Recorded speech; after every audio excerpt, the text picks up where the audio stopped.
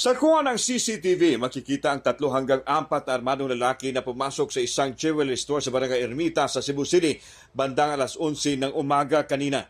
Mabilis na sinimot ng mga suspek ang mga display na alahas. Ayon sa investigasyon, nalimas na mga suspek ang mga alahas na nagkakahalaga ng 10 milyong piso sa loob lang ng 11 segundo. Napag-alaman na walang security guard ang nasabing tindahan. Anisulod diri sa pagkuha sa mga lahas tulo. Tulo, 5 to sila. Dayon anisulod tulo lang. Dayon ang usa lookout, ang usa ni balik to pikas sa gitulisan sa pikas nga ahinsya pod. Ang usa diha nagbarog, nagbitbit og taas, nag-ana ba. Nya pag kabantay nako, kay galingkod man ko diha. Ni kuan lang ko, ni tawag ko sa akong magwang diha na bantay noy. Ana ba. Ato pagkuan natanaw na ako na murag delikado sad ni duha ra akong nabantayan.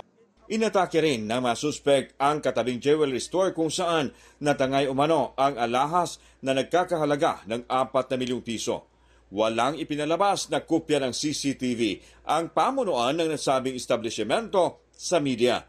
At hindi katulad ng katabing tindahan, mayroong guard ang tindahan subalit wala siyang laban sa mga armadong suspek. Katong yagi diri maura to pero pag hawa na nila, ako nakitaan mga 5 to 6 katao.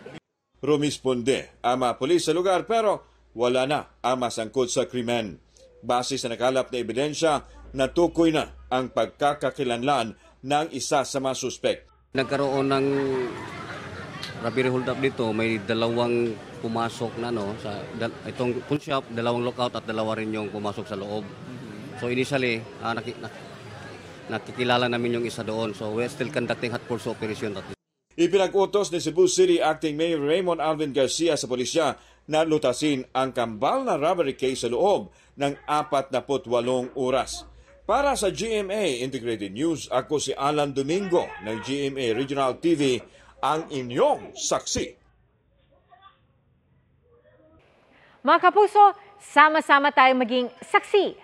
Mag-subscribe sa GMA Integrated News sa YouTube at para sa mga kapuso abroad, samahan niyo kami sa GMA Pinoy TV at sa www.gmanews.tv.